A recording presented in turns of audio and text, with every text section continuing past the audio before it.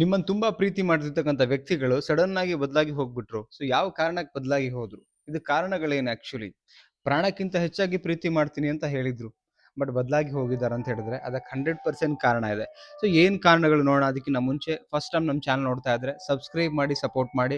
And counselling ಬೇಕು ಅಂತ ಹೇಳಿದ್ರೆ ಸ್ಕ್ರೀನ್ ಮೇಲೆ ನಂಬರ್ ಹಾಕಿರ್ತೀನಿ, ಸೊ ಕಾಂಟ್ಯಾಕ್ಟ್ ಮಾಡಿ ಅಂತ ಹೇಳ್ತಾ ಒಂದೊಂದೇ ಪಾಯಿಂಟ್ ನೋಡ್ತಾ ಹೋಗೋಣ. ಫಸ್ಟ್ ಪಾಯಿಂಟ್ ಏನಂತ ಹೇಳಿದ್ರೆ, ಯಾಕೆ ಅವರು ಬದಲಾದ್ರು, ಅಷ್ಟು ಪ್ರೀತಿ ಮಾಡ್ತಕ್ಕಂಥ ವ್ಯಕ್ತಿಗಳಂದ್ರೆ ಅವ್ರ ಲೈಫಲ್ಲಿ ಯಾರೋ ಒಬ್ಬ ಹೊಸ ವ್ಯಕ್ತಿ ಬಂದಿರಬಹುದು ಅನ್ಸುತ್ತೆ. ಏನಕ್ಕೆ ಅಂತ ಹೇಳಿದ್ರೆ ಅವ್ರ ಲೈಫಲ್ಲಿ ಒಬ್ಬ ಹೊಸ ವ್ಯಕ್ತಿ ಬಂದಾಗ್ಲೇನೆ ಒಬ್ಬ ವ್ಯಕ್ತಿ ಡೈವರ್ಟ್ ಆಗ್ಲಿಕ್ಕೆ ಸಾಧ್ಯ, ಇಲ್ಲ ಅಂದ್ರೆ ಸಾಧ್ಯ ಆಗ್ಲಿಕ್ಕೆ ಸಾಧ್ಯನೇ ಇಲ್ಲ. ಯಾಕಂತ ಹೇಳಿದ್ರೆ ನಿಮ್ಮ ಜಾಗಕ್ಕೆ, ನಿಮ್ಮ ಒಂದು ಸ್ಥಾನಕ್ಕೆ ಆ ಎಲ್ಲಾನು ಕೂಡ ಫಿಲ್ಫಿಲ್ ಮಾಡುವಂತ ಒಬ್ಬ ವ್ಯಕ್ತಿ ಬಂದಾಗ ನಿಮ್ಗೆ ಪ್ರೀತಿ ಕಡಿಮೆ ಮಾಡುವಂತ, ನಿಮ್ ಕಡೆ ಮೈಂಡ್ ಅನ್ನ ಡೈವರ್ಟ್ ಮಾಡುವಂತ ಒಂದು ಮೆಂಟಾಲಿಟಿ ಅವರಲ್ಲಿ ಬರಕ್ ಶುರು ಆಗುತ್ತೆ. ಸೊ ಇದು ಮೇನ್ ರೀಸನ್ ಆಗುತ್ತೆ. ಎಷ್ಟೋ ಜನಗಳಲ್ಲಿ ನಾನು ಕೌನ್ಸಿಲಿಂಗ್ ಮಾಡಿದಾಗ ನಂಗೆ ಗೊತ್ತಾಗಿದೆ ಏನಂತ ಹೇಳಿದ್ರೆ, ಒಬ್ಬ ವ್ಯಕ್ತಿ ಬಿಟ್ಟಿದ್ದಾರೆ ಅಂತ ಹೇಳಿದ್ರೆ ಅವ್ರ ಲೈಫಲ್ಲಿ ಇನ್ನೊಬ್ಬ ವ್ಯಕ್ತಿ, ನಾನು ಯಾರಿಗೆಲ್ಲ ಸಜೆಸ್ಟ್ ಮಾಡಿದೀನಿ ಈ ತರ ಇರುತ್ತೆ ನೋಡಿ ಅಂತ 100% ಮತ್ತೆ ಕಾಲ್ ಮಾಡಿ ಹೇಳಿದ್ದಾರೆ, ಸರ್ ನೀವು ಹೇಳಿದ ನಿಜವಾಗಿದೆ ಅಂತ ಹೇಳಿ. ಇದು ಫಸ್ಟ್ ರೀಸನ್ ಇರುತ್ತೆ. ಅಂಡ್ ಸೆಕೆಂಡ್ ರೀಸನ್ ಬಂದೇನಂತ ಹೇಳಿದ್ರೆ, ಪ್ರಾರಂಭದ ಪ್ರೀತಿ ಅದು ನಾಟಕೀಯವಾಗಿರುತ್ತೆ. ನೋಡಿ, ಯಾವಾಗ ಪ್ರಾರಂಭದ ಪ್ರೀತಿ ನಾಟಕೀಯವಾಗಿರತ್ತಲ್ಲ, ಅವ್ರ ಇಂಟೆನ್ಷನ್ ರಾಂಗ್ ಇರುತ್ತೆ. ನಿಮ್ಮೊಟ್ಟಿಗೆ ಪ್ರೀತಿ ಮಾಡೋರ್ ತರ ಆಕ್ಟ್ ಮಾಡ್ತಾರೆ.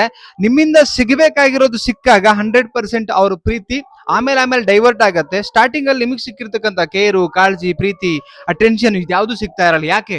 ಅವ್ರು ನಾಟಕೀಯವಾಗಿ ನಿಮ್ಮನ್ನು ಪ್ರೀತಿ ಮಾಡ್ತಾರೆ. ಅವರ ಪ್ರೀತಿನಲ್ಲಿ ಕಂಪ್ಲೀಟ್ ಆಗಿ ಮೋಸ ಇರುತ್ತೆ. ಶುರುವಾತಲ್ಲೇ ಮನಸ್ಸಲ್ಲೇನೆ ಅವ್ರ ವಿಚಾರದಲ್ಲೇ ಮೋಸ ಆಗಿರುತ್ತೆ. ಸೊ ಹಾಗಾಗಿ ಅವರು ಮೋಸದ ಒಂದು ವಿಚಾರಕ್ಕೆ ಅವರು ಡೈವರ್ಟ್ ಆಗಿ ನಿಮ್ಗೆ ಆ ಪ್ರೀತಿನ ಕೊಡ್ಲಿಕ್ಕೆ ಸಾಧ್ಯ ಆಗ್ತಿರಲ್ಲ. ಸೊ ನೆಕ್ಸ್ಟ್ ಪಾಯಿಂಟ್ ಏನು ಅಂತ ಹೇಳಿದ್ರೆ, ನೋಡಿ, ಇಬ್ಬರ ಮಧ್ಯೆ ಕಮ್ಯುನಿಕೇಶನ್ಸ್ ರಾಂಗ್ ಆಗ್ತಿರಬಹುದು, ಮಿಸ್ಅಂಡರ್ಸ್ಟ್ಯಾಂಡಿಂಗ್ ಆಗ್ತಿರಬಹುದು. ಇದು ಒನ್ ಆಫ್ ದ ರೀಸನ್.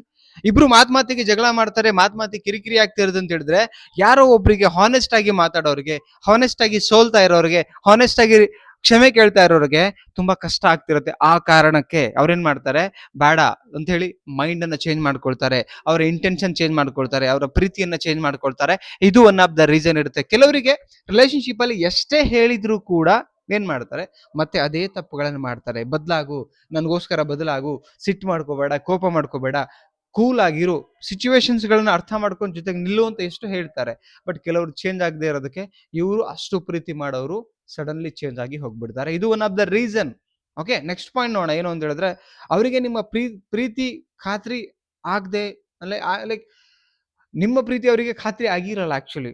ಅಂದ್ರೆ ಡೌಟ್ ಇರುತ್ತೆ, ಇವ್ರು ನಂಗೆ ಫ್ಯೂಚರ್ ಸಿಕ್ಕಲ್ಲ, ಅಥವಾ ಇವ್ರ ಪ್ರೀತಿ ಸರಿ ಇಲ್ಲ, ನಾನು ಎಷ್ಟೇ ಇವ್ರ ಹಿಂದೆ ಅಥವಾ ಕ್ಲೋಸ್ ಆಗಿದ್ರು ಕೂಡ ಇವ್ರು ಕನ್ಫರ್ಮೇಶನ್ ಆಗಿ ನನ್ನೊಟ್ಟಿಗಿಲ್ಲ ಅನ್ನೋ ಒಂದು ಕಾರಣಕ್ಕೆ ಅಥವಾ ಈ ರೀಸನ್ಗೆ ಅವ್ರೇನ್ ಮಾಡ್ತಾರೆ, ನಿಮ್ಗೆ ಅಷ್ಟು ಕೇರ್ ಮಾಡ್ತಕ್ಕಂಥ ವ್ಯಕ್ತಿ, ಅಷ್ಟು ಪ್ರೀತಿ ಕೊಡಕ್ಕಂಥ ವ್ಯಕ್ತಿ ಕಂಪ್ಲೀಟ್ಲಿ ಚೇಂಜ್ ಆಗಿ ಹೋಗ್ಬಿಡ್ತಾರೆ. ಇದು ಒನ್ ಆಫ್ ದ ರೀಸನ್ ಸ್ನೇಹಿತರೆ.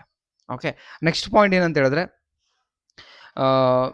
ನಿಮಗೆ ನಾನು ಹೇಳಬೇಕು ಅಂತ ಹೇಳಿದ್ರೆ, and one more last point ಏನಂತ ಹೇಳಿದ್ರೆ, ನೋಡಿ, ಎಷ್ಟೋ ಜನ ಏನ್ ಮಾಡ್ಬಿಡ್ತಾರೆ, ಪ್ರೀತಿ ಮಾಡ್ಬೇಕಾದ್ರೆ ಅನುಮಾನ ಮಾಡಿ ಕಿರಿಕಿರಿ ಮಾಡ್ತಾರೆ. ಸೊ ಅನುಮಾನ ಮಾಡಿ ಕಿರಿಕಿರಿ ಮಾಡ್ತಿರ್ಬೇಕಾದ್ರೆ ಅವ್ರಿಗೆ ಅನ್ಸ್ಬಿಡತ್ತೆ, ನನ್ನ ಪ್ರೀತಿ ನಾನು ಲಾಯಲ್ ಆಗಿ ಬಂದಿದ್ದೀನಿ, ಸೊ ಈ ಪ್ರೀತಿಗೆ ಇವ್ರು ನಿಜವಾಗ್ಲೂ ನಾನ್ ಎಕ್ಸ್ಪೆಕ್ಟ್ ಮಾಡಿರ್ತಕ್ಕಂಥ ಪ್ರೀತಿನ ಕೊಡ್ತಾ ಇಲ್ಲ ಅನ್ಕೊಂಡು ಆ ಕಿರಿಕಿರಿ ಅನುಮಾನಕ್ಕೆ ಅವರು ಅಷ್ಟು ಪ್ರೀತಿ ಮಾಡುವಂತ ವ್ಯಕ್ತಿ ಸಡನ್ಲಿ ಸ್ಲೋಲಿ ಡೌನ್ ಆಗ್ತಾ ಅವ್ರಿಗೆ ಅವರೇ ಬದಲಾವಣೆ ಮಾಡ್ಕೊಂಡು ಹೊರಟೋಗ್ಬಿಡ್ತಾರೆ. ಸ್ನೇಹಿತರೆ, ಇದಿಷ್ಟು ಕಾರಣಗಳಿರುತ್ತೆ.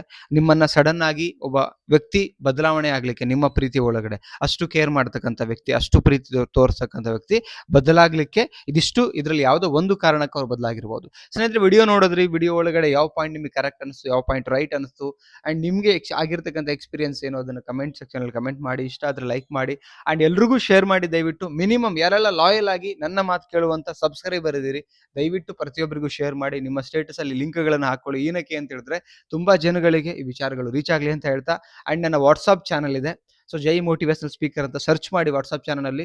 ನಿಮಗೆ ಡೈಲಿ ಏನಂತ ಹೇಳಿದ್ರೆ ಡಿಫ್ರೆಂಟ್ ಆಗಿರ್ತಕ್ಕಂಥ ಟಿಪ್ಸು, 50 ಸೆಕೆಂಡ್ ನಿಮಗೆ ವಾಯ್ಸ್ ನೋಟ್ ಬರುತ್ತೆ ನನ್ನಿಂದ, ಅಂಡ್ ಕೆಲವೊಂದು ಅಪ್ಡೇಟ್ಗಳಿದ್ರೆ ಅಲ್ಲಿ ಸಿಗುತ್ತೆ ನಿಮಗೆ ಅಂತ ಹೇಳಿ. ಪರ್ಸನಲಿ ನನ್ನ ಜೊತೆ ಟೆಕ್ಸ್ಟ್ ಕೂಡ ಮಾಡ್ಬೋದು. ವಾಟ್ಸ್ಆಪ್ ಚಾನಲ್ ಅಲ್ಲಿ ಲಿಂಕ್ ಆಗಿ ಜೈ ಮೋಟಿವೇಶನಲ್ ಸ್ಪೀಕರ್ ಅಂತ ಬರೋದು ಅಂತ ಹೇಳ್ತಾ ಮತ್ತೊಂದು ಟಾಪಿಕ್ ಅಲ್ಲಿ ಸಿಗ್ತೀನಿ. Thank you so much. Bye.